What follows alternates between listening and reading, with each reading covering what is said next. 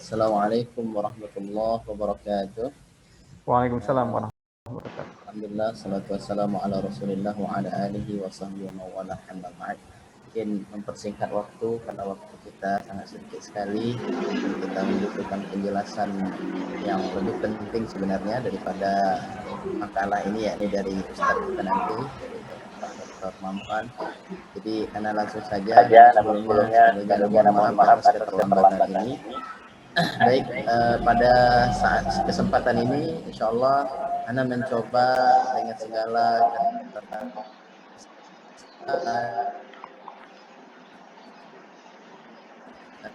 ingin kita lihat bagaimana pendidikan di Australia. Baik. Nah, pendidikan Australia itu kalau kita melihat ya, ada satu buku yang apa namanya, Ana lihat itu lupa.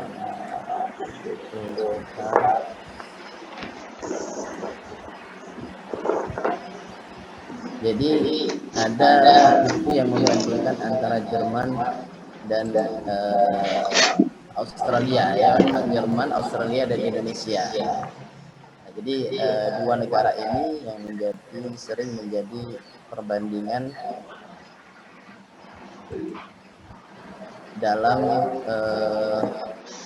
apa namanya, melihat bagaimana dari dua sisi pendidikan di dua negara ini kemudian dibandingkan dengan pendidikan Indonesia. Jadi ada Jerman dan satu lagi Australia. Jadi termasuk memang yang dari dahulu Australia ini menjadi satu negara yang menjadi acuan lah kurikulumnya. Namun kita melihat juga apakah sebenarnya memang Australia ini jauh lebih baik daripada Indonesia atau tidak, tentu nanti kita akan lihat bersama seperti itu. Karena kita lihat rata-rata itu secara hampir sama hari ini apa yang diadakan di Indonesia dengan apa yang ada di Australia itu seperti itu. Nah, jadi hari ini kita coba melihat tentang Australia ya. Nah, pendidikan adalah kunci keberhasilan sebuah negara. Bahkan kemajuan sebuah negara salah satunya tergantung dengan bagaimana pemerintahan sebuah negara memuliakan pendidikan dan pemerataannya. Karena pendidikan merupakan hak asasi setiap warga negara. Nah, setiap warga negara Indonesia berhak mendapat pendidikan yang bermutu sesuai dengan minat dan bakat tanpa memandang gender, status sosial, status ekonomi, suku, etnis, dan agama. Untuk memenuhi tujuan-tujuan pendidikan di atas dan sebagai tolak ukur mutu dan keberhasilan negara kita dapat melakukan perbandingan sistem pendidikan negara lain. Dalam hal ini salah satunya adalah negara yang dapat kita bandingkan, yakni negara Australia. Apakah negara ini memang lebih baik daripada Indonesia atau tidak? Nah, kita akan lihat untuk selanjutnya. Nah, kita dapat mengetahui informasi tentang sistem pendidikan negara Australia dengan berbagai cara, dan salah satunya melalui makalah yang sangat-sangat sederhana ini. Dalam makalah ini dipaparkan sedikit tentang sistem pendidikan Australia dan dapat kita pahami sebagai bahan untuk sedikit memperbaiki sistem pendidikan Indonesia jika memang sistem Australia ini lebih baik daripada sistem yang ada di Indonesia. Insyaallah untuk memudahkan substansi pembahasan, kita akan membahas tentang landasan filosofis pendidikan di Australia, kurikulum pendidikan di Australia, kebijakan pendidikan, dan isu-isu pendidikan di Australia. Langsung saja, landasan filosofis pendidikan di Australia. Pendidikan dasar adalah wajib dari anak berusia 6 tahun sampai 12 tahun. Dalam tahun 1982 ada 1,8 juta anak yang terdaftar di 7.200 sekolah dasar dan 800 buah gabungan sekolah dasar dan sekolah pertama. 22% murid-murid sekolah dasar terdaftar pada sekolah-sekolah non-pemerintah. Pendidikan menengah berlangsung selama 5 tahun atau 6 tahun, tergantung pada berapa lama masa belajar di sekolah dasar. Oleh karena umur minimum meninggalkan sekolah adalah 15, kecuali di Tasmania umur 16 tahun. Seluruh siswa mendapat pendidikan menengah sekurang-kurangnya 2 atau 3 tahun.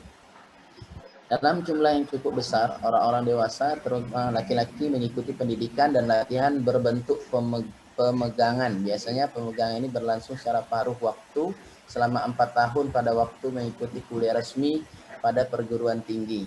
Pada sekolah negeri, hampir seluruh menengah menyelenggarakan pendidikan penuh, kecuali tadi Tasmania dan The Australian Capital Territory. Pada kedua daerah ini, Tasmania dan ACT, pendidikan ditambah 2 tahun pada tahun sekolah ke-11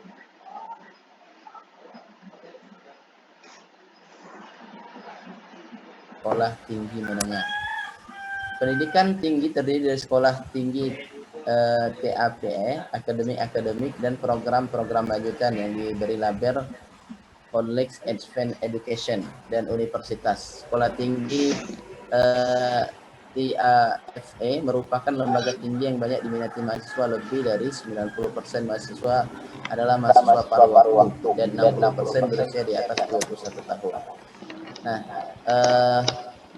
kurikulum pendidikan di Australia, pengembangan kurikulum Australia dipandu oleh Melbourne Declaration on Education Goals for Young Australians, diadopsi oleh Dewan Menteri Pendidikan Negara Bagian dan Teritori pada Desember 2008. Deklarasi Melbourne tersebut menekankan pada pentingnya pengetahuan, pemahaman dan keterampilan bidang pelajaran, kemampuan umum dan prioritas lintas kurikulum sebagai dasar untuk kurikulum yang dirancang untuk presentasi. abad 21. Cuma presentasinya banyak kan gitu. Kurikulum Australia berisi tentang hak untuk mendapatkan bagi setiap siswa Australia.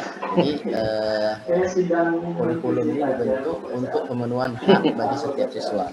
Hal-hal yang terkait meliputi hal besar untuk mencapai sukses belajar seumur hidup dan partisipasi dalam masyarakat Australia. Hal ini berarti bahwa kebutuhan dan kepentingan siswa akan bervariasi, sehingga sekolah dan guru akan merencanakan kurikulum berdasarkan kebutuhan dan kepentingan tersebut. Kurikulum Australia juga mengakui perubahan cara dan ada berbagai tantangan yang akan terus membentuk pembelajaran mereka di masa akan datang, ya, atau di masa depan. Kurikulum Australia pun akan dikembangkan untuk semua area pembelajaran dan mata pelajaran yang ditetapkan dalam Melbourne Declaration. Awalnya untuk bahasa Inggris, matematika, IPA, sains dan sejarah, lebih mendalam tentang pendidikan. Dilanjutkan dengan geografi, bahasa, seni, ekonomi, bisnis dan kewarganegaraan. Banyak kan ini komparasi. Australia menetapkan apa yang harus dipelajari oleh siswa melalui spesifikasi isi kurikulum dan pembelajaran diharapkan pada sekolah mereka melalui spesifikasi standar prestasi. Nah, jadi kurikulum Australia ini dikembangkan di semua mata pelajaran, ya, di semua mata pelajaran yang tadi merujuk kepada kemampuan, ya, atau kebutuhan hak daripada peserta didik atau siswa-siswa. Saya bikin sendiri, kemudian seluruh kurikulumnya. Selanjutnya kita masuk pada kebijakan pendidikan di Australia. Nah, kebijakan pertama itu tentu kita akan melihat bagaimana kebijakan di bidang pendidikan agama. Sekolah Islam, ya, yakni sekolah Islam bukanlah sesuatu yang baru dalam sejarah Islam Australia. Bersamaan dengan pertumbuhan Islam dan masyarakat Muslim di benua Kangguru ini, lembaga pendidikan Islam secara non informal seperti Saturday of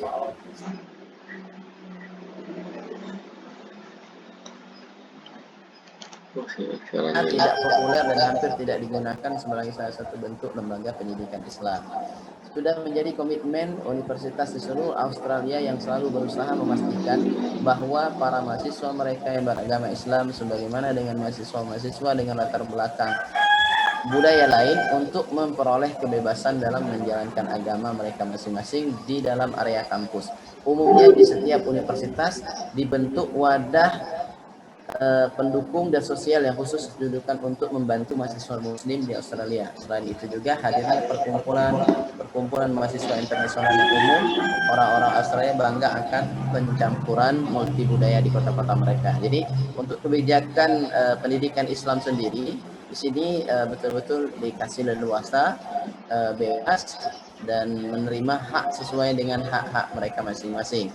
Jadi mereka seorang muslim disilahkan mengamalkan agama mereka sesuai dengan keyakinan mereka masing-masing, tidak ada batasan, dan bahkan ya mungkin juga sama seperti kita, ada komunitas-komunitas mungkin ada mahasiswa muslim seperti itu dibolehkan. Nah, jadi mereka di sana senang dan bahkan bangga ketika ada pencampuran multi budaya maupun agama di kota-kota mereka seperti itu. Jadi tidak ada intoleran di Australia untuk pendidikan agama, terutama agama Islam. Itu sudah menjadi komitmen. Nah, kemudian untuk kebijakan di bidang manajemen pendidikan formal, berdasarkan konstitusi Australia, pendidikan adalah tanggung jawab negara bagian. Pada setiap negara bagian, seorang menteri pendidikan dengan sebuah departemen pendidikan melaksanakan pendidikan dasar dan menengah, dan ada kalanya juga pendidikan prasekolah pada daerah itu. Pada sektor pendidikan dasar dan perguruan tinggi, ya, DAF itu. Tugas Departemen Pendidikan berbeda-beda antara negara bagian. Pada beberapa negara bagian, Departemen Pendidikan merupakan penyelenggara utama dan koordinator dasar. Sementara pada bagian lain, tugas itu bukan menjadi tugas utama dalam penyelenggara perguruan. Pola umumnya adalah ke arah pengadministrasian yang terpisah dari pendidikan dasar. Ya, sebagaimana kita di Indonesia juga sebenarnya kan ada ada menteri pendidikan, ya, kemudian di bawahnya ada lagi bagian-bagian khusus sekolah dasar, ada lagi untuk sekolah tinggi, seperti itulah. Intinya ada pembagian tugas di situ. Pendidikan menurut undang-undang tanggung jawab negara bagian, namun semenjak lebih kurang 40 tahun yang lalu pengaruh dan peran pemerintah Commonwealth dalam pendidikan semakin besar. Nah, terakhir ini ya, isu-isu pendidikan di Australia. Satu, isu yang pertama, sekolah publik dan privat. Permasalahan yang terjadi baik untuk publik maupun privat adalah adanya kesenjangan atau di antara kedua jenis sekolah tersebut ya kurang baik lah, seperti itu perhatian dari pemerintah. Kemudian terdapat banyak perbedaan di antara keduanya, antara lain fasilitas, pendanaan, bangunan, guru yang aktif dan sebagainya. Sekolah publik umumnya lebih lambat belajar, kurang disiplin, serta banyak anak yang tidak memenuhi target pendidikan. Yang kedua, anak yang secara sosial ekonomi rendah akan mendapatkan akses pengetahuan dan teknologi yang lambat. Padahal akses pengetahuan dan teknologi sangat penting untuk peningkatan prestasi siswa, serta sebagai motivasi untuk pencapaian yang telah dilakukan oleh siswa. Jadi ini salah satu isu yang tidak baik, ya. Intinya tidak ada kesenjangan dari strata ekonomi apabila dia tidak mampu, tidak punya. Nah, begitulah yang terjadi.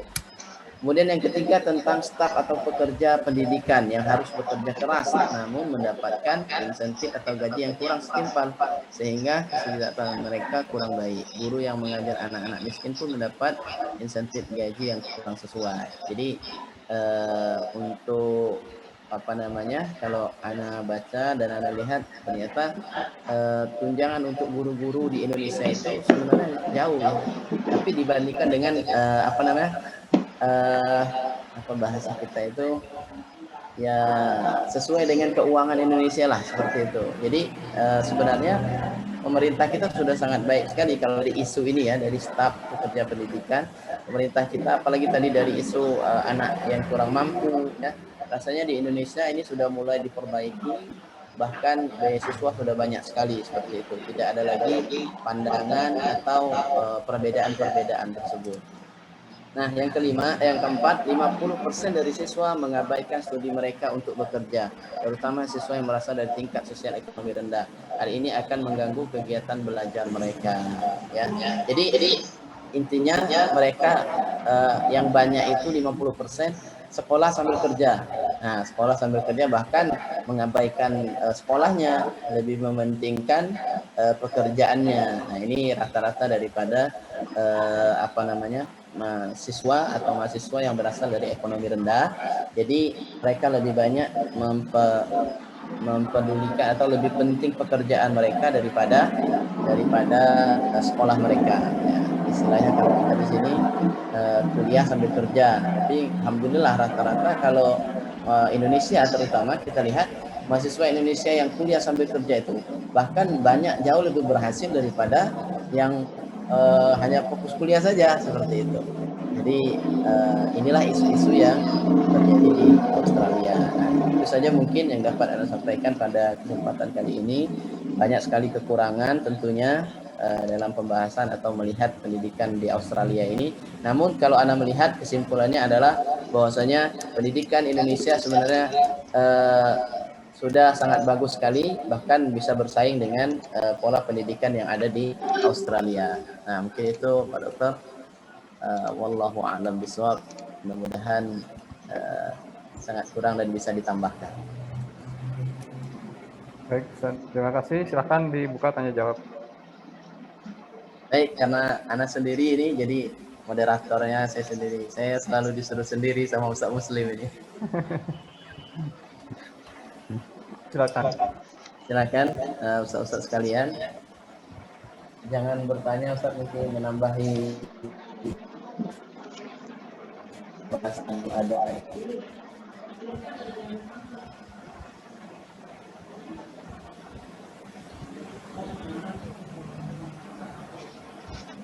Masya Allah, alhamdulillah. Udah paham semua Pak Dokter? Menunggu penjelasan dari Pak Dokter. Mungkin boleh bertanya Ustaz. Mau nambahin? Oh, nambah ya, alhamdulillah. Yang nambahin dulu loh Ustaz, yang nambahin. Oke. Maksudnya, Mau nambah kalau pertanyaan. Komentar.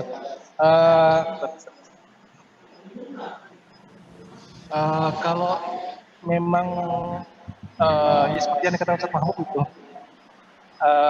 kalau memang sekolah itu untuk mencari skill dan mendapatkan pekerjaan di dunia, memang bukankah lebih baiknya kan? Itu kasarnya Ustaz ya. Lebih baik ya anak-anak dari awal diajari dari skill aja Ustaz. Dari awal itu diajari nyari duit. Banyak gitu kan yang lebih nilai fokus dia. Kan anak sekarang main TikTok, YouTube dapat duit. Itu yang parah-parahnya. Apalagi ke saat ini yang sebuah rahasia umum lah. Ya mahasiswi itu di mana di universitas ketika saya masih SMP, SMA ada kumpulan mahasiswa dan mahasiswi untuk melakukan survei. Mereka bilang rata-rata para mahasiswi di universitas itu rata-rata di Jakarta sudah banyak yang perawan lagi, banyak yang jadi ayam kampus dan menghasilkan uang lah, istilah seperti itu. Nah, jadi anak bingung juga itu. Kalau apakah hal itu benar itu?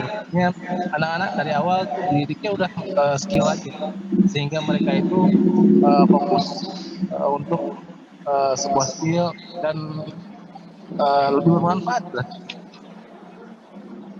Karena kalau yang ya itu pandangan apakah itu benar atau enggak gitu. Minta pendapatnya itu. Ya, tanggapi dulu Pak Dokter ya. Baik, Ustaz Muslim. Jadi kalau Ustaz Muslim bilang jika memang disampaikan tadi, jika memang diajarkan untuk cari skill, untuk cari duit, mendingan dari awal cari duit gitu ya. Jadi gini, kita ketahui memang juga bahwasanya kalau kita lihat tadi kurikulum ini dibentuk sesuai dengan kemampuan ya, kemudian pengarahan pada minat bakat daripada peserta didik itu. Namun sebenarnya bukan berarti educationnya many oriented ya seperti itu. Jadi maksudnya bukan pendidikan yang betul-betul bertujuan untuk ya keuangan seperti itu. Ya itu juga tidak bagus ya kan.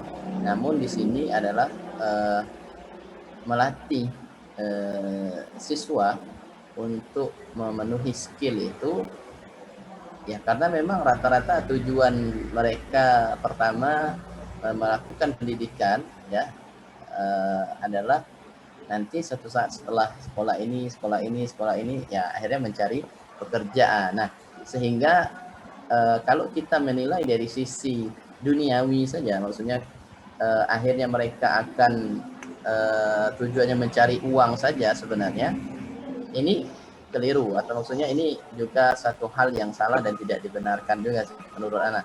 Namun maksud daripada skill dari awal ini adalah supaya menciptakan orang-orang yang memang betul-betul expert atau betul-betul ahli di bidang itu, seperti itu. Karena kan hari ini terutama di Indonesia kita melihat di satu bidang ya hanya setengah-setengah keilmuannya. Tapi kalau memang mereka dari awal sudah dibina keilmuan tentang satu bidang, mereka butuh jadi orang ahli. Nah, mungkin itu tanggapan Anda. Tapi kalau dari sisi negatifnya kita lihat mereka diajarkan hanya untuk mencari uang saja, ya benar. Ya, kita suruh aja mereka melakukan hal-hal yang seperti itu ya kan. Tapi ini kan kita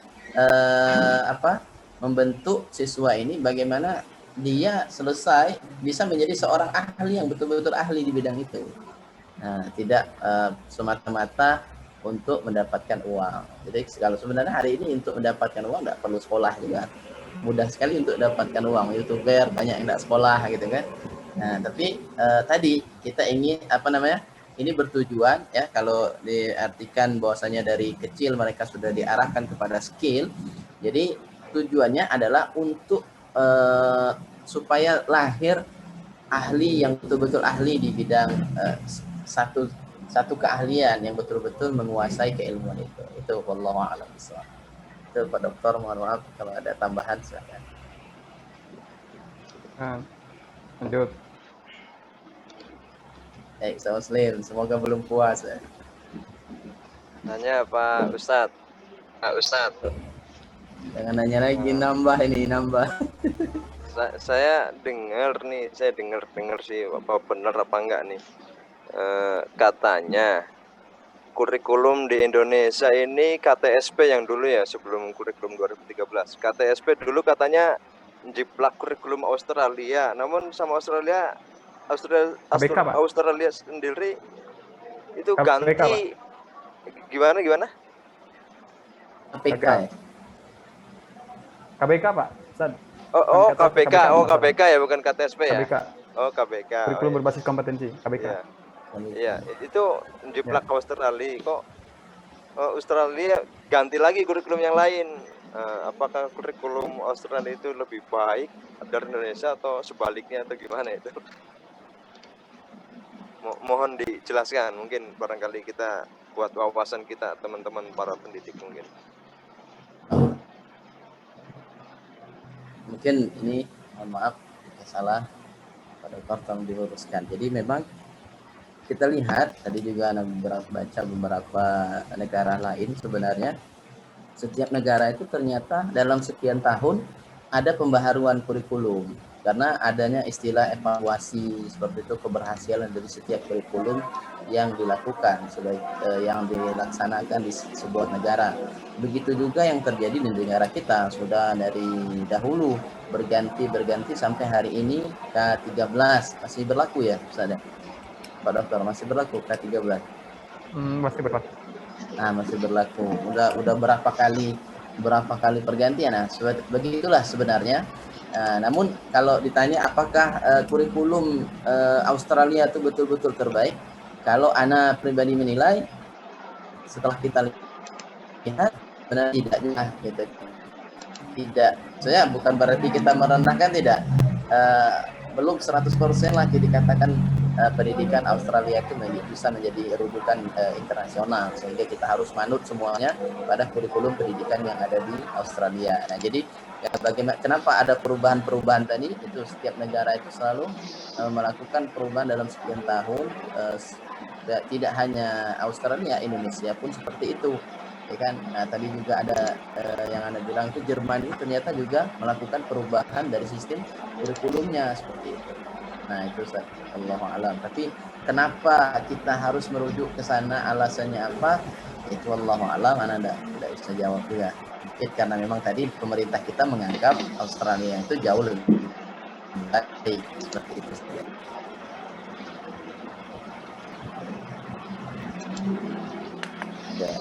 Ada yang menambahkan lagi, silakan. Izin menambahkan Ustaz. Alhamdulillah. Silakan Ustaz. Menambahkan pertanyaan maksudnya.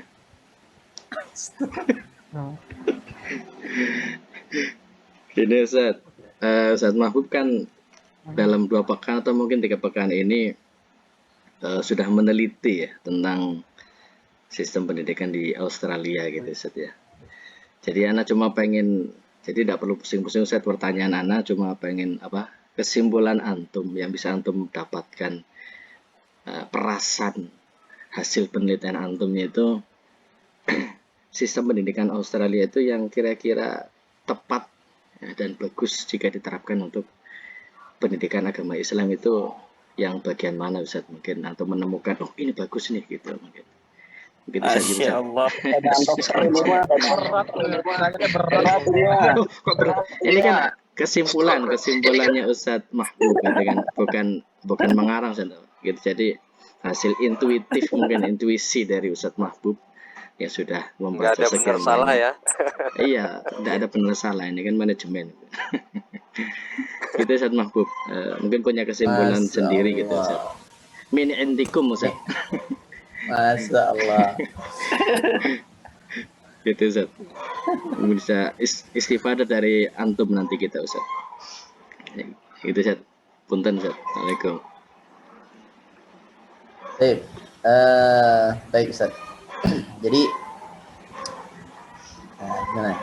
Kalau ditanya itu ya kan, karena mungkin ada beberapa kesimpulan sebenarnya tentang tadi Australia ini dia mempunyai beberapa fokus. Jadi memang mereka ini menerapkan ada fokus kemampuan ya, fokus kemampuan dalam pembelajaran seperti itu. Jadi ini mungkin bisa kita contoh kalau dari pendidikan agama tadi Ustaz ya, seperti yang pernah Anda sampaikan dahulu bahwasanya sudah saatnya kita hari ini ya, bagaimana jangan terlalu banyak dalam sebuah atau satu tingkatan pendidikan mengajarkan begitu banyak pelajaran sehingga akhirnya tidak dapat satu pun atau hanya dapat ya sekian persen daripada ilmu itu seperti itu. Nah, apalagi ini tentang pendidikan agama, ya kan? Tentu kita harus lebih fokus lagi supaya lahir ulama-ulama baru, supaya lahir ya orang-orang yang betul-betul ahli di bidang agama ini sehingga tidak bercabang kemana-mana. Nah, hari ini kita lihat kita ini krisis ahli Ustaz, krisis ahli. Terutama hari ini ahli usul fiqh kita lihat hanya beberapa orang gitu kan. Kemudian ahli yang lain kita krisis, boleh dikatakan krisis hari ini. Nah, jadi mungkin ini cocok untuk diterapkan dalam pendidikan agama. Gimana Pak Dokter? Lanjut. Nah, jadi seperti itu semua. Jadi bagaimana hari ini kita coba memfokuskan gitu kan. Kalau bahasa dahulunya kita kenal dengan pengkaderan ya, kaderisasi di dalam satu bidang yang memang nanti diharapkan dia lahir sebagai seorang yang ahli, betul-betul ahli di bidang itu. Wallahu a'lam. Insyaallah, berarti ini jawaban dari yang antum pernah sampaikan dulu Ustaz ya. Iya. Masya Allah. Barakallahu fiikum Ustaz. Sedikit yang ahli kecuali ahli komentar ya.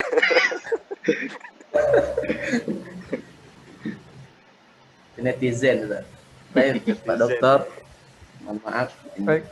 sudah 3 orang mungkin cukup rasanya. Baik, sudah saja Pak Ustaz Mahbub. Ya, Satu lagi alhamdulillah. boleh. Sudah cukup Ustaz Riza Silakan. itu. Oke. Ustaz Riza nambahin, Lanjut. Ustaz Riza. Ustaz Dija nanti boleh menambahkan lah. Jika saya berbicara nanti kita diskusikan langsung. Saya punya waktu sampai jam 3 ya. Siap, lanjut Ada saja, waktu Dokter. kita 40 menit saya. Nah, 40 menit saya tidak akan habiskan sendiri, saya nanti lempar ke memberikan tanggapan. Gimana Ustaz Mahbub, lanjut? Insyaallah cukup Ustaz. Anda tutup terlebih dahulu Ustaz Ustaz. Mahbub, lanjut. Halo.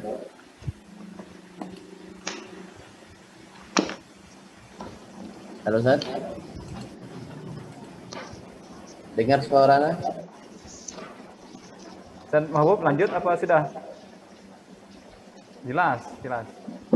Ustaz Mahbub, mau dilanjut apa kelas?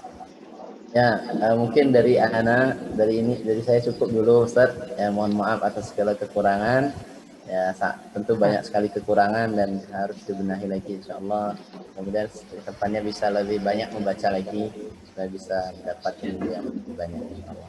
Terima kasih atas perhatian semuanya dan berpartisipasi Ustaz-Ustaz sekalian. Terus selanjutnya kami minta kepada Pak Doktor, pada Ustaz kami untuk melengkapi.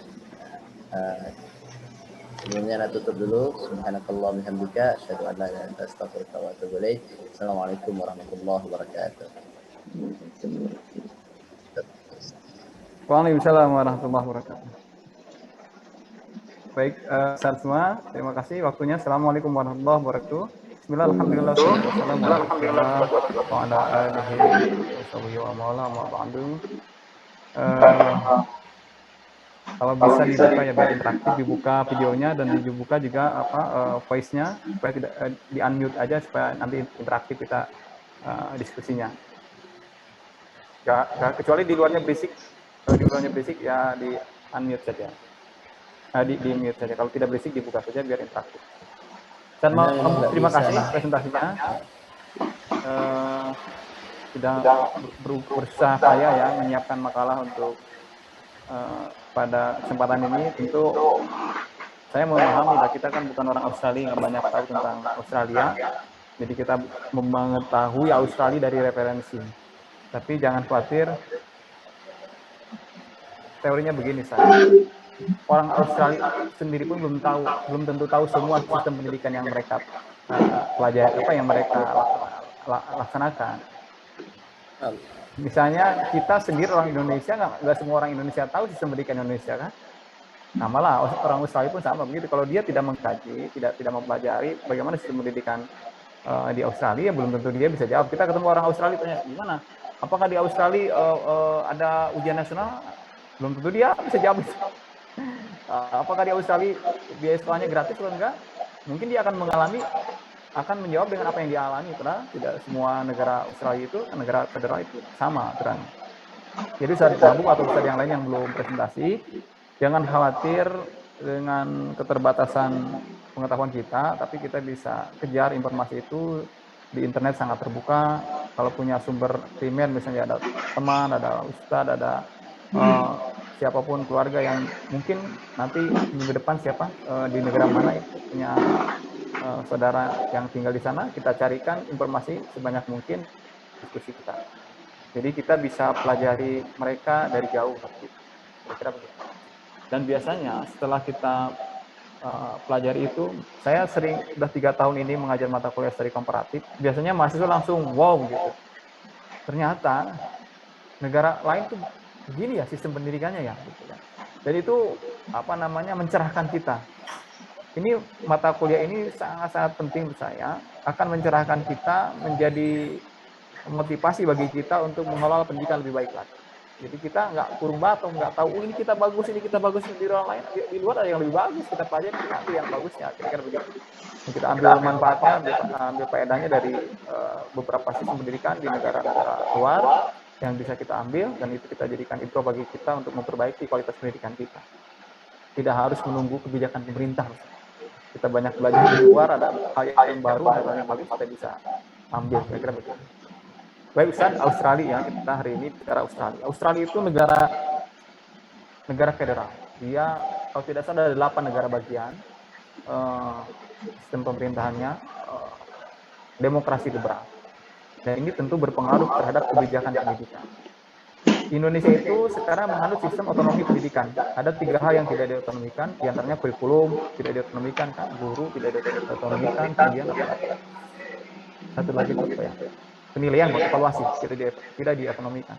Tapi sistemnya diotonomikan. Nah di Australia ini diotonomikan. Artinya kebijakan pendidikan diserahkan kepada negara bagian. Jadi makanya tiap negara bagian ada beda-beda kebijakan pendidikannya. Ada yang SD 6 tahun, ada yang 7 tahun. SMP-nya pun begitu, ada yang gratis, ada yang tidak gratis sekolahnya begitu kan. Nah itu kenapa sistem pendidikannya otonomi. Ada beberapa negara di Eropa yang sudah otonomi pendidikan, ada yang masih sentralistik seperti Jerman itu sentralistik, semua terpusat. Bagus mana, bukan bagus mana menurut saya, sekarang lihat efektif mana. Kalau misalnya di Indonesia efektif sentralistik, kalau saya ya, menurut saya lebih bagus sentralistik di Indonesia itu kayak Jerman. Sekarang kan sebelum reformasi Indonesia itu pendidikannya sentralis ya, semua kebijakan ada di pusat sistem pendidikan. Nah setelah reformasi jadi desentralis menjadi otonomi atau desentralisasi. Tapi menurut saya desentralisasi malah tidak profesional, tidak semua kabupaten kota siap mengelola pendidikannya dengan baik. Kita tetap aja silabus masih copy paste, kurikulum masih copy paste. Jadi belum terbangun inisiatifnya, belum terbangun kemandiriannya dalam membangun pendidikan masing-masing daerah. Jadi masih butuh waktu yang panjang untuk mandiri setiap daerah dalam mengelola pendidikannya. Nah, kalau Australia itu merdekanya 200 tahun yang lalu, mungkin lebih ya, 1800-an Australia merdeka dari Inggris ya. Australia kan suku aslinya aborigin. Kemudian datang Belanda, kemudian datang Inggris, terakhir Inggris, dibuatlah negara federal. Australia, karena penduduknya bawa tuh impor dari Inggris, impor dari Belanda, jadi penduduknya bukan penduduk Australia aslinya. Kita melihat Australia seperti Inggris kan, benderanya juga mirip-mirip Inggris, karena mereka seperti masa Khulafaur Rasyidin kan, Khalifah berangkat ke ekspansi wilayahnya keluar Jazirah Arab, membawa pasukan, ada yang tinggal di sana, beranak pindah, jadilah komunitas yang Islam di sana, seperti di daerah Rusia dan sekitarnya. Daerah Balkan itu kan banyak orang Islam turunan yang dibawa oleh Khulafaur Rasyidin masa Khalifah Umar, umat Islam di sana. Begitu pula Australia itu kan. Australia 1800-an itu masih dijajah, baru merdeka, dan mereka wajah-wajahnya wajah-wajah Inggris, wajah-wajah Eropa lah mereka itu, padahal aslinya tidak demikian. Nah ini berpengaruh pada sistem yang mereka anut sampai sekarang. Mereka menjadi negara terbuka terhadap imigran, sehingga komunitas mereka dari berbagai negara hari ini, dan itu sangat berpengaruh pada sistem pendidikan mereka. Nah kemudian karena negara-negara bagian, maka setiap bagian itu punya kebijakan yang berbeda-beda. Nah tentu ini tidak bisa diambil sama konsep seperti ini agak susah dibawa ke Indonesia, karena Indonesia sudah tidak walaupun otonomi pendidikan, tapi tidak bisa disandingkan dengan sistem negara bagian. Di kita otonomi pendidikan pun masih setengah-setengah misalnya. SD, SMP dikelola oleh kabupaten kota, SMK, SMA dan SLB dikelola oleh provinsi. Kemudian yang dikelola oleh nasional kurikulum, penilaian, dan guru. Guru kan daerah nggak bisa mengajukan untuk penambahan guru, tetap aja menunggu kebijakan pusat untuk penambahan guru, walaupun daerah bisa mengusulkan. Nah ini berbeda dengan di negara Australia yang betul-betul setiap negara bagian punya otonomi pendidikan yang luar biasa. Nah kemudian jadi pendidikan di Australia ini termasuk 10 besar ya. Walaupun sekarang tahun 2021 itu Australia itu kalau lihat PISA itu ranking 15 atau 16 ya, saya lupa. Antara itulah, Australia itu ranking 15 atau 16 besar di dunia. Tetapi secara kualitas, itu dari dulu sudah diakui, Australia itu pendidikannya hebat. Kita jujur saja bahwa mereka punya punya pengalaman lebih lama dalam bidang pendidikan, dan mereka punya kualitas pendidikan lebih bagus dari kita. Makanya orang Indonesia banyak yang lulusan di Australia pada masa Soeharto, pada masa ya Soeharto, kemudian awal tahun 90-an, orang-orang Indonesia banyak disekolahkan ke Australia oleh pemerintah. Karena memang Australia termasuk yang kualitas pendidikannya terbaik di dunia. Dan ada lebih dari 3 atau 4 perguruan tinggi di Australia itu termasuk the best 10 lah, 10 besar perguruan tinggi terbaik di dunia ada di Australia. Contohnya Melbourne University itu. Ini menunjukkan bahwa memang kualitas pendidikan di Australia bagus itu, sehingga banyak ditiru. Bahkan ada sekolah yang memberikan sertifikat double degree. Kalau misalnya kita punya sekolah swasta ingin 2 ijazah, 1 ijazah dari Departemen Pendidikan Nasional, Kemendikbud, 1 dari sekolah yang di Australia. Itu ada Australia, karena memang sudah diakui. Ada beberapa negara yang punya sertifikasi internasional sehingga dia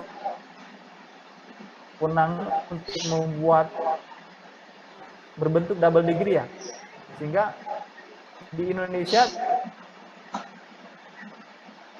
bisa kita mengadakan kerjasama dengan di Australia sehingga mengeluarkan 2 ijazah dengan 1 standar Indonesia versi pemerintah, 1 standar Australia. Yang saya tahu ada Australia yang punya itu, kemudian apalagi Singapura juga ada, Finland. Itu tidak banyak negara yang bisa seperti itu. Kalau negara lain yang tidak mengakui kualitas pendidikan negara tersebut. Oke, oleh karena itu kemarin tahun 2000-an lah, kalau tidak salah, Indonesia sempat betul tadi ditanyakan bukan copy paste ya, meminjam, mengutip, mengambil sistem kurikulum di Australia itu KBK, kurikulum berbasis kompetensi atau kompeten based kurikulum di Australia itu. Nah, diambil, dipinjam, diminta, dipelajari, dibawa ke Indonesia dan diterapkan di Indonesia. Pada prinsipnya sampai sekarang KBK masih spirit KBK dari KBK ke KTSP ada spirit KBK-nya, di KTSP ke sekarang 13 juga ada. Dan itu saya kira bukti bahwa memang mereka punya kelebihan dalam mendidik anak-anaknya untuk memiliki keterampilan yang dibutuhkan oleh masyarakat. Saya punya kawan, saya belum pernah ke sana, kawan saya pernah ke sana cerita. Di Australia itu keterampilan hidup itu ada keterampilan dasar yang ditanamkan kepada anak-anak mereka. Sampai ada anak lulusan SMA itu kalau bikin meja, bikin lemari nggak harus ke tukang mebel, dia bisa. Dan memang di negara-negara kayak ya mungkin negara maju seperti Australia ini, itu anak-anak lulusan SMA itu dia punya keterampilan keterampilan hidup yang lebih dibanding dengan kita. Di negara-negara seperti Australia, keluarga itu punya perkakas di rumah itu, punya gergaji, punya sugu, punya ya perkakas bas gitu ya, atau perkakas rumah yang biasa dimiliki oleh tukang bas. Mereka punya. Kok bisa ya? Karena mereka di sekolah dipelajari itu. Teman saya tuh seminggu lebih dia tugas dari pemerintah melihat kurikulum di Australia. Dia pulang cerita, luar biasa anak-anak SMA di sana bisa bikin lemari, bisa bikin meja kayak mini meja saya ini, bisa bikin dengan rapi. Lulusan SMA, bukan SMK loh, SMA. Kok bisa begitu? Ya, karena mereka mengajarkan itu sebagai keterampilan hidup ya, keterampilan hidup dasar yang dimiliki oleh setiap anak. Di kita kan bocor dikit aja nyari tukang gitu kan, genteng bocor nyari tukang gitu kan, saluran air mampet nyari tukang begitu. Hal-hal seperti itu mereka lebih mengedepankan pada keterampilan hidupnya untuk menyelesaikan masalah-masalah seperti itu, udah harus cari tukang gitu. Nah, ini ada sistem pendidikan yang luar biasa yang bisa kita copy. Kemudian untuk bagaimana sekolah di sana, karena ada sekolah negeri swasta atau negeri semua atau swasta semua, ada banyak. Sama seperti di Indonesia, Australia itu ada sekolah negeri, ada sekolah swasta. Biasanya sekolah yang terbuka seperti ini penduduknya banyak. Kalau negara yang sedikit penduduknya biasanya itu pemerintah mengelola semua. Kayak Finlandia itu nggak ada sekolah swasta, Finlandia itu negeri semua kalau nggak salah. Karena penduduknya sedikit, jadi semua sekolah negeri, jadi kualitasnya rata. Kalau Indonesia negeri semua bangkrut negara Pak. Kenapa? Ya habis sama gaji guru APBN-nya, gitu kan. Sekarang aja repot gitu kan, nggak bisa sertifikasi semua karena nggak ada anggarannya. Apalagi kalau dengan 270 juta penduduk Indonesia harus negeri, bangkrut itu pemerintah itu. Di Australia pun sama, ada sekolah negeri, ada sekolah swasta. Sekolah negeri dikelola pemerintah, sekolah swasta, private school itu dikelola oleh masyarakat. Nah, pemerintah memberikan keterbukaan, kebebasan kepada masyarakat untuk mendirikan sekolah. Sekolah pun ada jenisnya ada dua, ada sekolah umum, ada sekolah yang berbasis pada kekhasan, bisa agama, bisa apa gitu. Nah, di Australia betul tadi disampaikan pemakaran, ada sekolah berbasis pada keagamaan, tidak hanya Islam, ada Katolik, ada Protestan, ada Islam. Dan itu welcome, pemerintah Australia terbuka kepada masyarakat yang mau mendirikan sekolah berbasis pada keagamaan. Tetapi di sekolah negerinya tidak ada pelajaran agama. Tidak ada pelajaran agama karena mereka adalah negara sekuler, memisahkan antara urusan agama dengan urusan dunia. Kalau mau belajar agama di luar sekolah atau di sekolah privat, atau ya cari kursusan begitu. Cari kalau orang Kristen ke gereja, kalau orang Islam ke masjid begitu untuk belajar agama. Jadi tidak ada pelajaran agama di sekolah mereka. Kemudian apakah gratis sekolah di sana? Tidak, ternyata ada dari 8 negara federal itu hanya 3, saya lupa negaranya, hanya 3 negara saja yang menggratiskan pendidikan.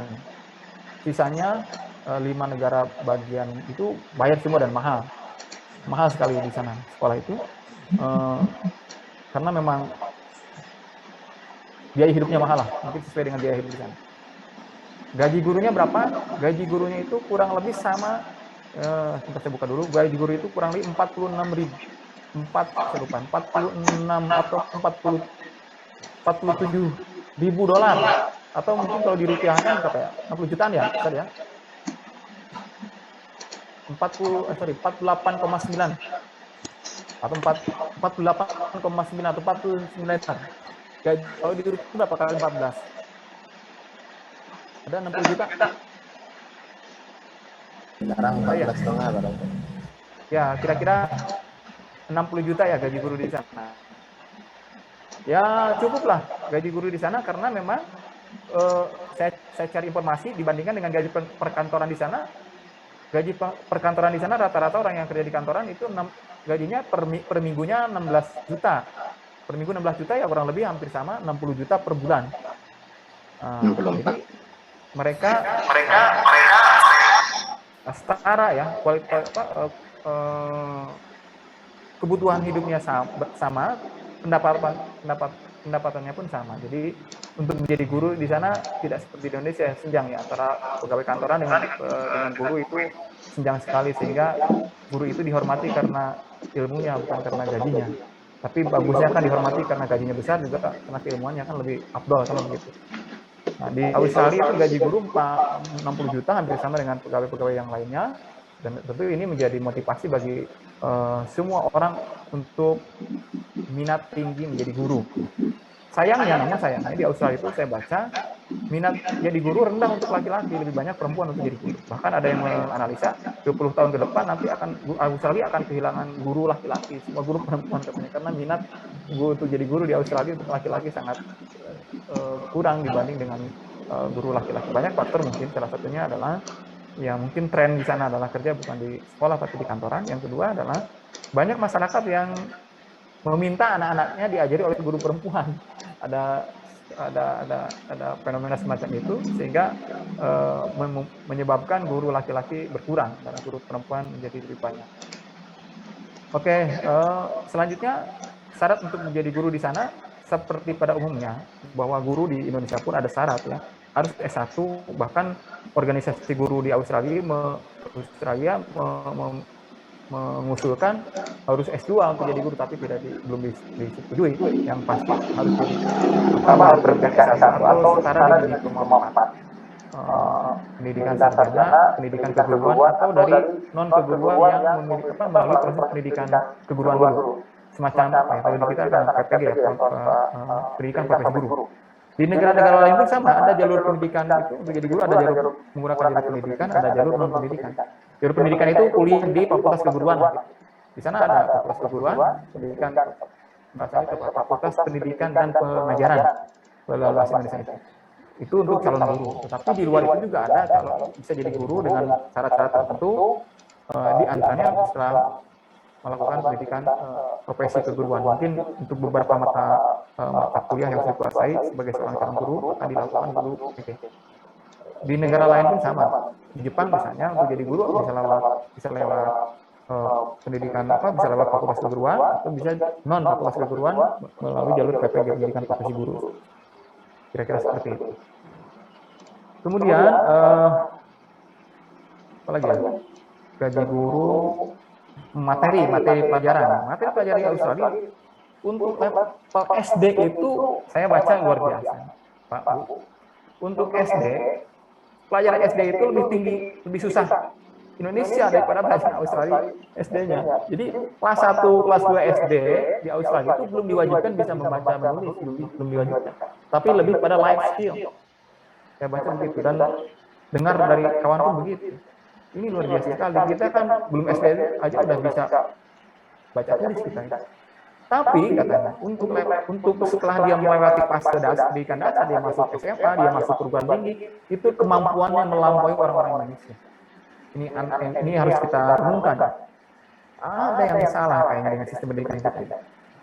Kok mereka itu ini sama dengan di Jerman, Pak. Di Jerman itu sama. Di Jerman, saya kan udah 3 tahun yang mengajar studi komparatif pendidikan ini, yang teman-teman sebelumnya sudah membahas negara-negara Eropa, di Jerman itu, termasuk di Finlandia itu tidak mewajibkan anak kelas 1 SD itu kelas 2 SD bisa baca tulis, kelas 3 biasanya itu. Tapi setelah masa SMA, masa kuliah itu, mereka melampaui kemampuan orang Indonesia yang orang Indonesia itu sejak usia TK udah pintar baca tulis itu.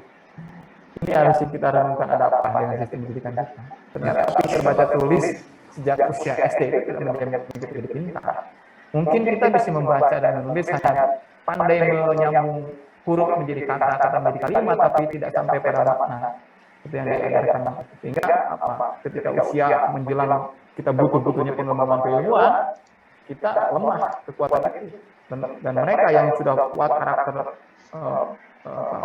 life skill-nya bagus, motivasi belajar sudah bagus, ketika itu dibutuhkan mereka bisa berlari cepat meninggalkan ketertinggalan dalam hal-hal yang sifatnya mungkin teknis ya ketika usia pendidikan dasar itu.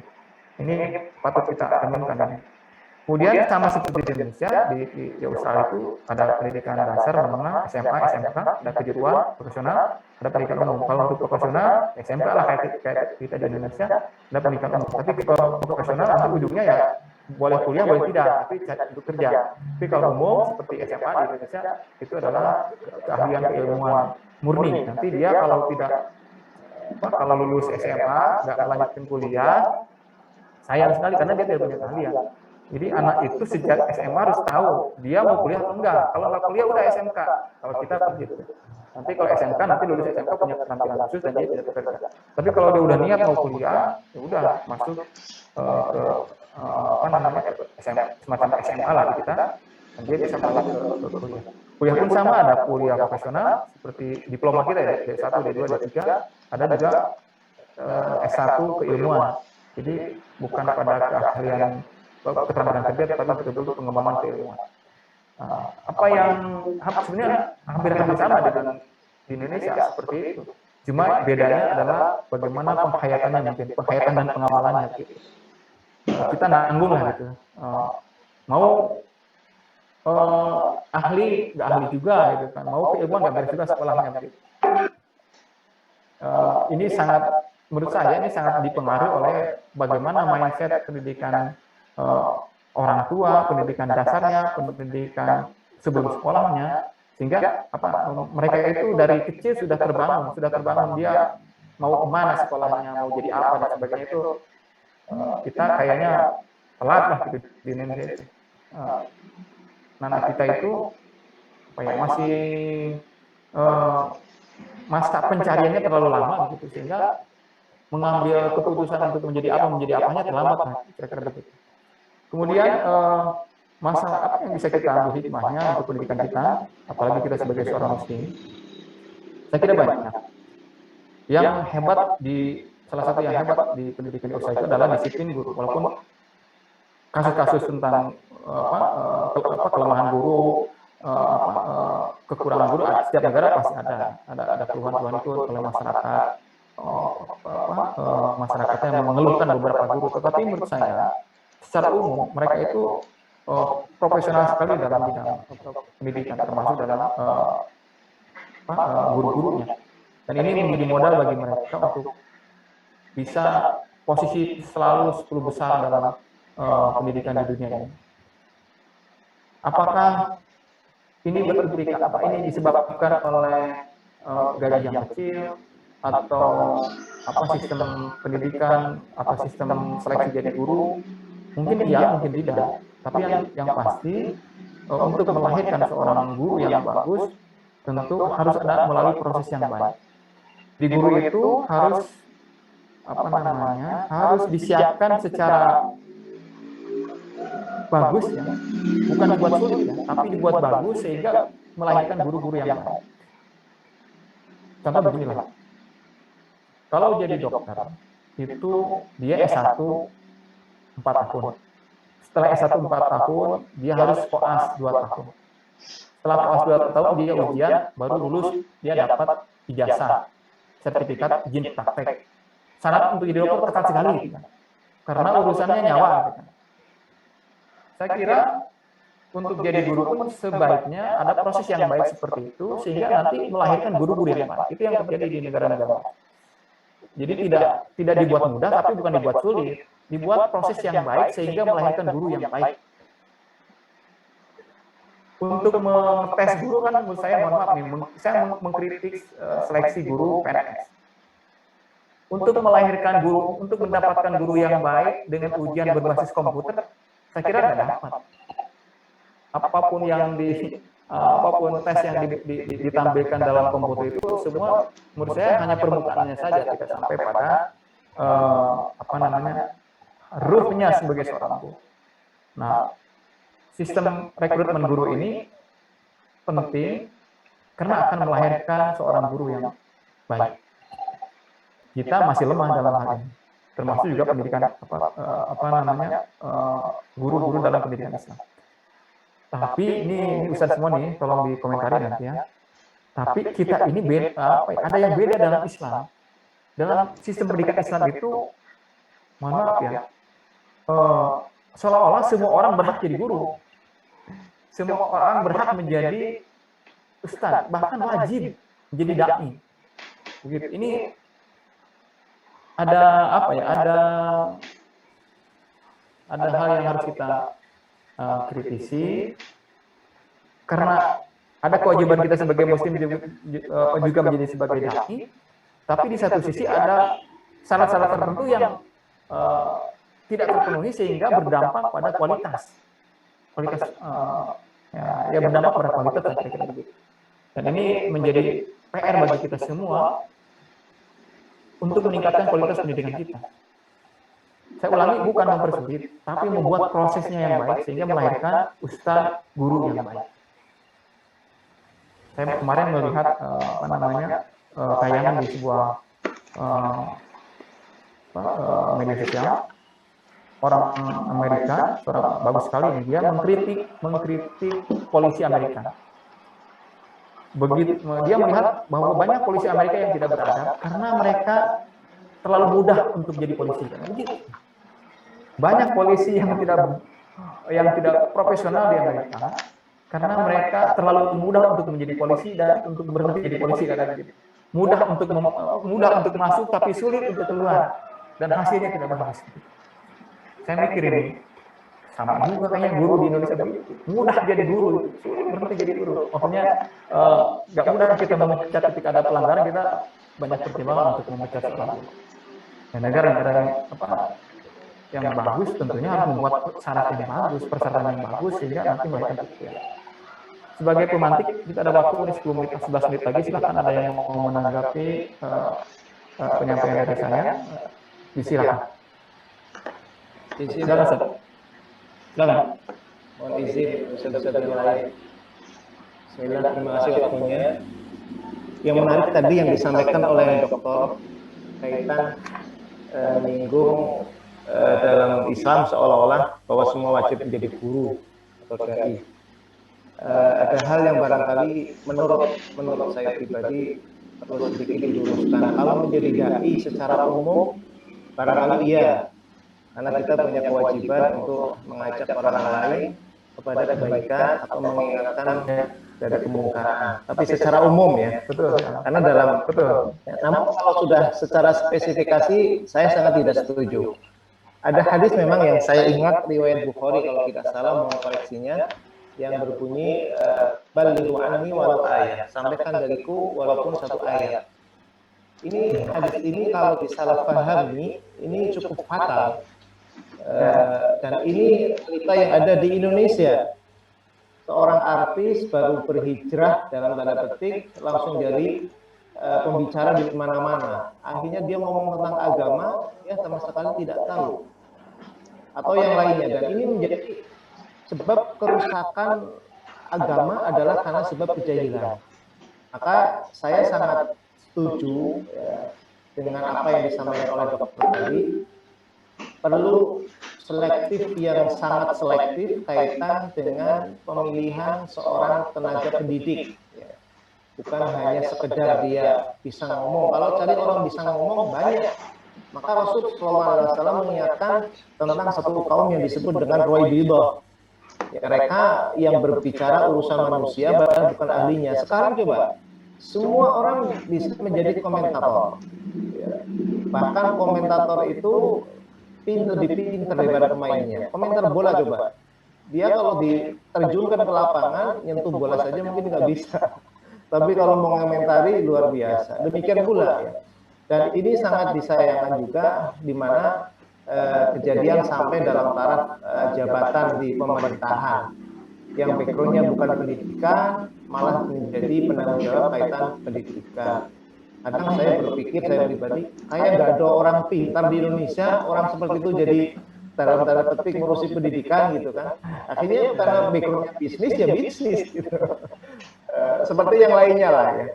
Bukan backgroundnya ahli agama ngurusi masalah agama yang ya rusak seperti itu. Jadi ini yang menjadi mudah-mudahan menjadi apa namanya pikiran kita semua.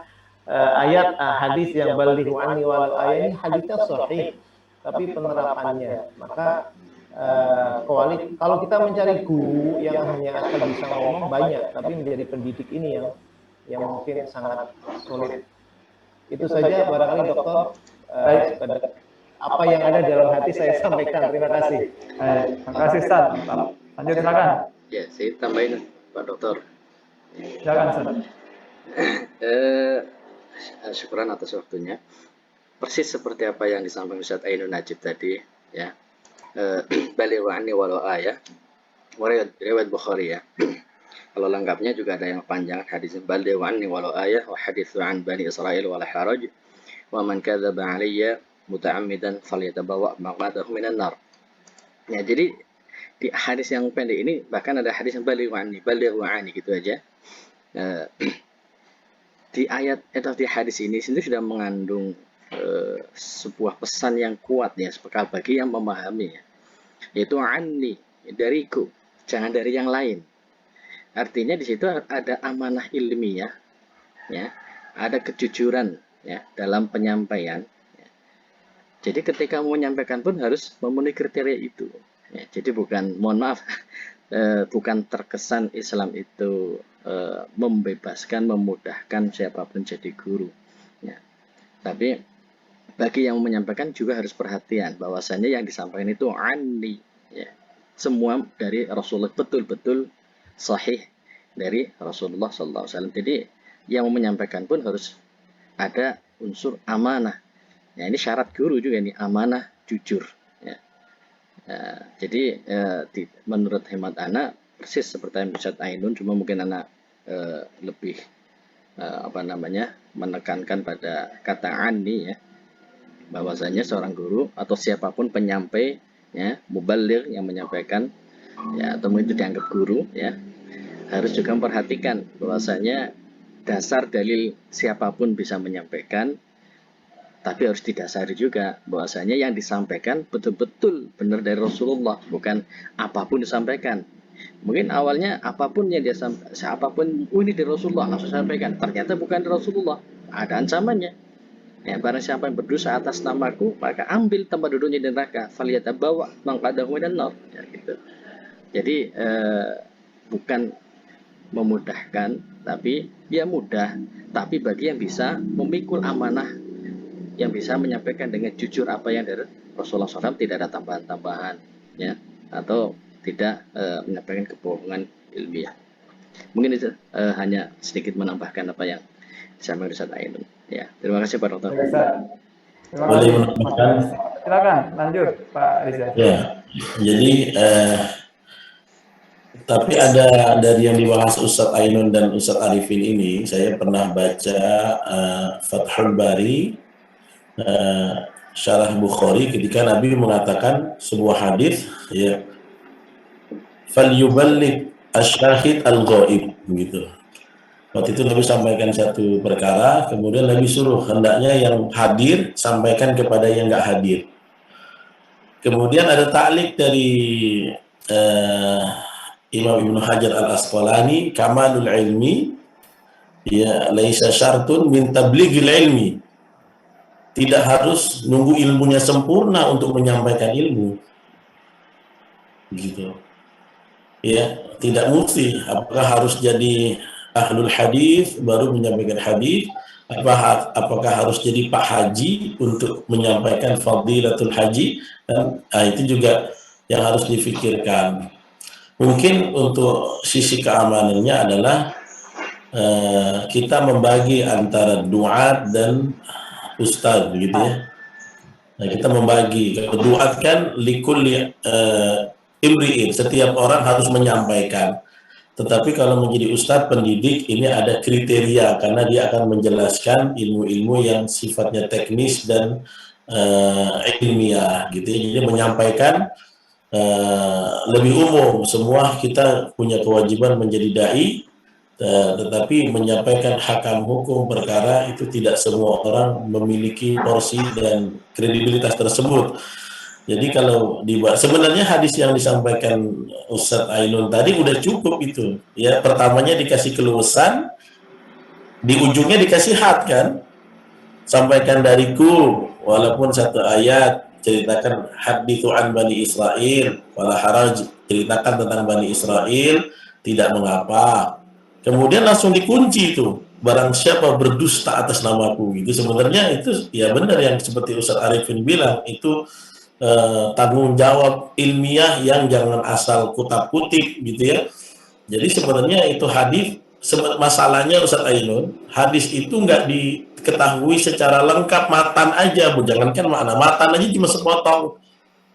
Itu yang jadi masalah, ya. Karena ngajinya tematik terus, ya. Sementara kita kan harus ngaji sistematik. Makanya saya sendiri kalau sharing-sharing ilmu di masyarakat lebih senang yang sistematik daripada yang tematik, supaya ilmunya itu lebih menyeluruh. Kayak innamal a'malu binniyat, orang taunya segitu aja. Padahal historisnya nggak tahu tentang hijrah dan lain-lain, ya, dan sebagainya. Jadi ini tugas-tugas kita, ya. Walaupun nggak sepenuhnya sih saya bilang, ada juga kalau ilmu kita belum sempurna, bolehlah belajar menyampaikan. Sebagaimana perkataan Imam Ibnu Hajar al-Asqalani dalam kitab Fathul Bari, nah itu ya, bukan syarat menyampaikan harus sempurna dulu, mungkin ya standar aja ya, nggak mesti sempurna. Kemudian ada yang saya lihat di beberapa pandangan ya, kalau Ustadz Mahbub ya, pemakalah yang luar biasa tadi, beliau itu pengennya ilmu itu orang jadi fun, ya, jadi funny gitu. Orang tuh ahli banget gitu dalam satu mata pelajaran atau keilmuan. Tapi kalau saya menangkap, mohon maaf Pak Dr. Mampan, beliau itu kayaknya nggak setuju kalau cuma orang tuh cuma punya satu substansi keilmuan. Beliau suka segala aspek kecerdasan, dia mungkin cerdas di satu nilai yang ini, dia punya aspek yang lain, jangan sampai dikungkung. Dia harus kecerdasan yang lain harus diakomodir juga, rupanya dia punya banyak talenta gitu ya. Nah, ini kira-kira di antara kedua aliran ini, aliran Ustadz Mahbub dan Dr. Mampan, ya mana kira-kira yang lebih kita bisa skala prioritaskan gitu ya. Kalau Ustadz Mahbub setiap menyampaikan harus jadi ahli, kita nanggung-nanggung ini, selalu begitu saya tangkap ya. Tapi kalau dari Dr. Mampan, beliau ingin mempotensikan seluruh potensi kecerdasan, kira-kira mudah-mudahan bisa disempurnakan. Saya terima kasih, saya menanggapi semua yang luar biasa. Ini bicara syarat guru ini berangkat dari bahwa Australia itu kualifikasi guru, syarat menjadi guru itu bagus lah. Gak mudah jadi guru, ada kualifikasi yang terpenuhi, termasuk kemampuan bahasa Inggris. Bahkan ada satu syarat, harus jadi guru di Australia, ada yang menyarankan harus dapat 2 rekomendasi guru senior. Bukan dibuat sulit, tapi dibuat baik proses itu, sehingga melahirkan guru yang baik ini ya. Mungkin ada yang baru gabung. Jadi kita bicara tentang syarat jadi guru berangkat dari bagaimana di Australia itu syarat jadi gurunya bagus, sehingga melahirkan guru yang bagus. Nah, ini saya baca di literatur itu unik sekali, untuk menjadi guru harus dapat 2 rekomendasi seorang guru yang bagus. Kan keren kan? Bukan dibuat sulit, tapi dibuat bagus prosesnya supaya menghasilkan guru yang bagus. Saya tadi dihubungkan dengan konsep kondisi pendidikan Islam.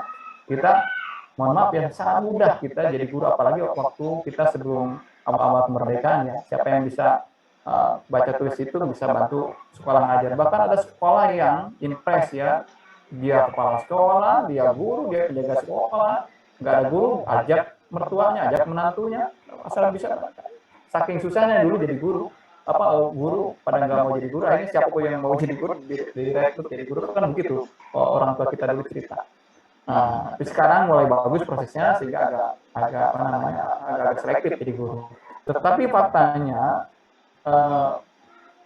beberapa sekolah yang tidak terlalu selektif juga merekrut guru, sehingga ini berpengaruh pada mutu lulusan atau mutu anak pendidikan kita. Jadi Islam ini termasuk menurut saya yang karena tadi ada hadis tadi balighu anwal ayat itu, sehingga seolah-olah menjustifikasi kita semua orang bisa jadi guru. Tapi saya sepakat, tadi saya mau ngomong itu Ustaz Reza tadi sampaikan, mungkin harus ada semacam pengukuhan, harus ada epistemologi baru tentang guru. Ada guru, ada ustadz, ada dai. Kita buat definisi baru khusus untuk pendidikan Islam, sehingga ini menjadi benang merah.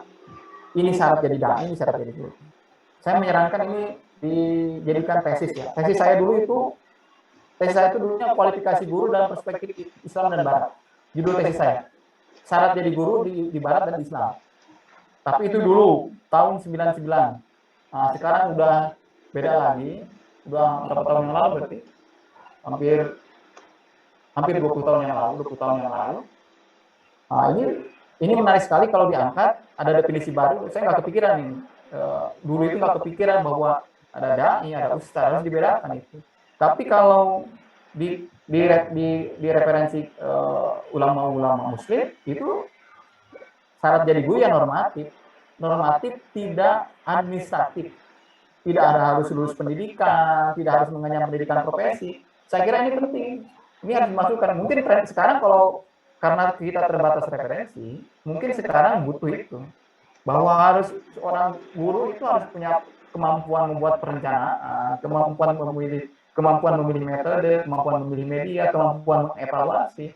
Salah satu kelemahan pendidikan Islam salah satunya lemah dalam evaluasi. Mohon maaf ya, contoh di pondok misalnya, untuk membuat klasifikasi kemampuan itu evaluasinya mungkin beda-beda lah, tidak standar lah.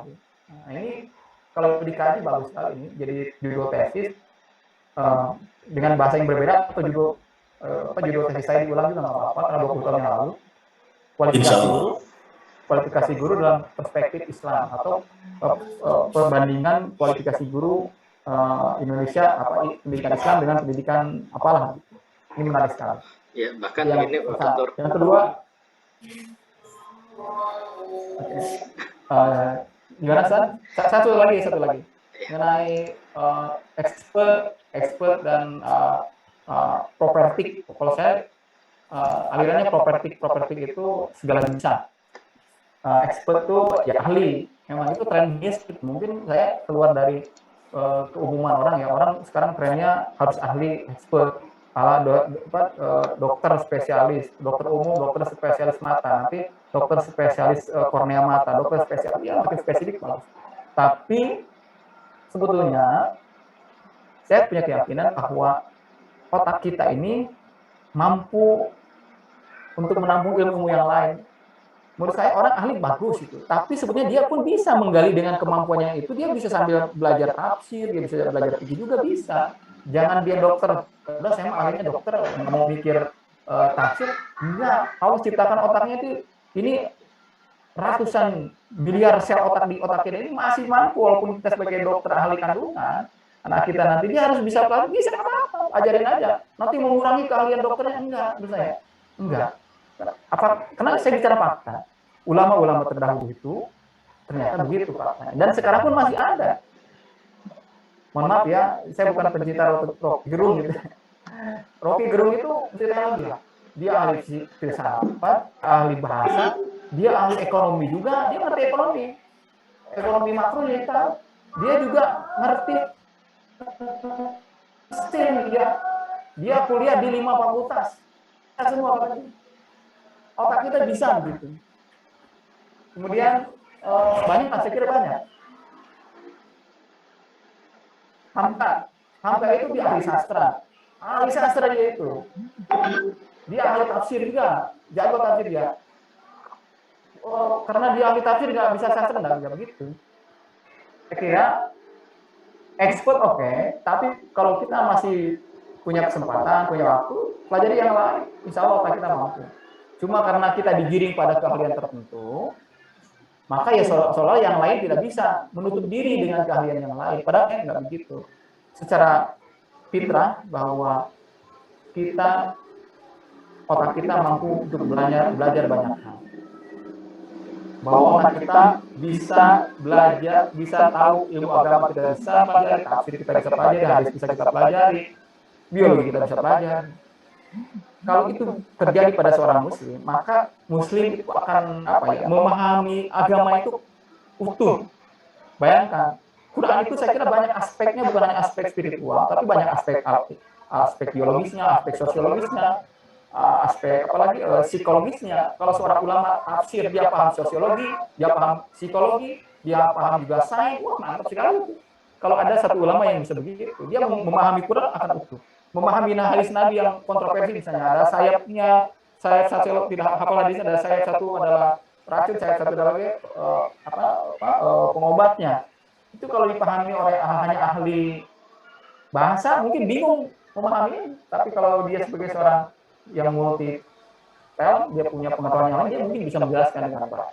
Itu yang saya maksud dalam konteks bagaimana Islam dipahami secara utuh. Kalau seorang muslim itu belajar banyak hal, tidak hanya seorang ahli tafsir, kalau dia punya kesempatan belajar fisika, dia ahli agama juga bisa belajar biologi. Saya kira kalau dia mau bakal itu benar. Tapi sambil nunggu ada di saya ada waktu 5 menit lagi ada nih. Ya, mohon maaf nih Bapak. Mungkin menanggapi Ustaz Riza tadi juga ya. Maksudnya jadi apa yang istilahnya hari ini sedang Ana coba itu bukan berarti memang sama sebenarnya pendapat dengan Pak Dokter, bukan berarti membatasi satu keahlian ya. Tapi intinya hari ini pola pendidikan, kurikulum itu yang tadi Pak Dokter bilang jauh sebagaimana para ulama kita terdahulu itu bukan berarti untuk kita bisa multi talent itu juga kita bisa sulit untuk mendapatkan hari ini generasi yang bisa belajar sekaligus gitu. Dalam sehari ada 7 mata pelajaran. Gitu. Nah, maksudnya bagaimana caranya hari ini menggiring siswa kita itu menguasai betul-betul dari dasar. Seperti contoh yang hari ini coba kita sedang ingin ajukan dan ingin membuktikan ini. Seperti tadi di Australia itu kan anak SD-nya belum bisa membaca. Nah, kita itu ingin bagaimana anak SD itu jangan terlalu banyak pelajaran. Fokus pada satu materi pembelajaran yang membuat mereka nanti ke depannya jauh lebih baik sebenarnya daripada orang yang belajar sekali banyak. Tiba-tiba ada SD udah belajar matematik, bahasa, belajar biologinya lagi semua. Akhirnya taman SD nggak tahu apa-apa. Nah, jadi maksud bahasanya itu seperti itu, Ustaz Riza ya.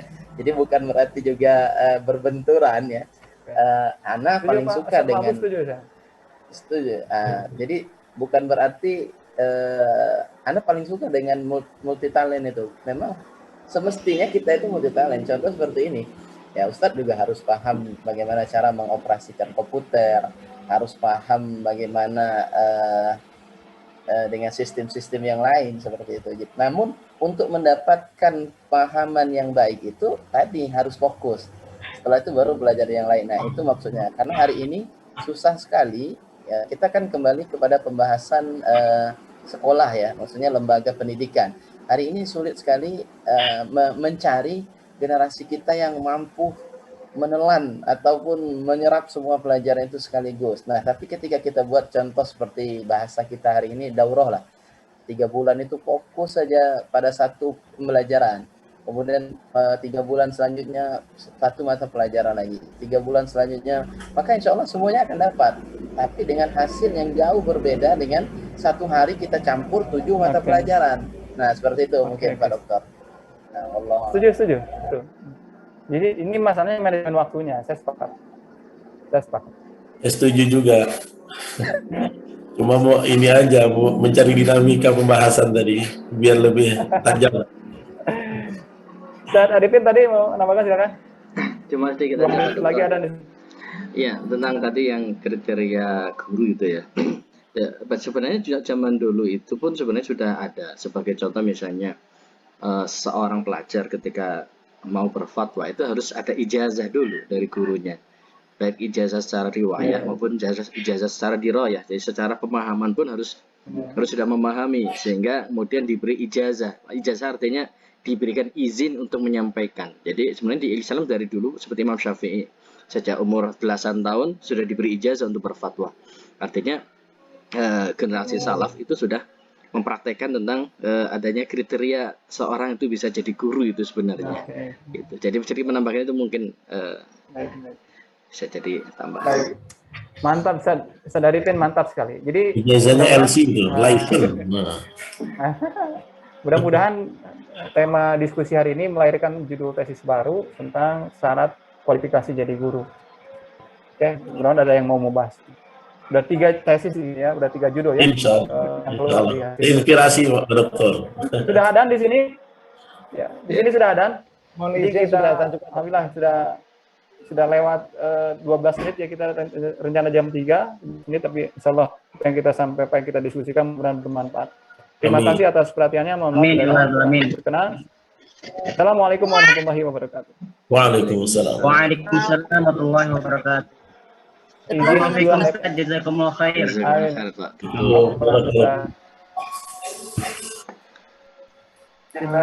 Kita tutup aja dulu ya. Apaan Ustaz? Apaan ada sedikit pemberitahuan.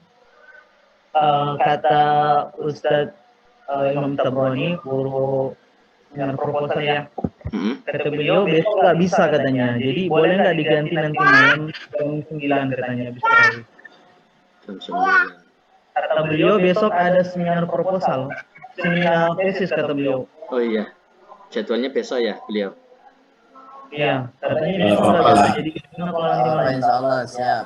Kita maklumi. Insya Allah siap.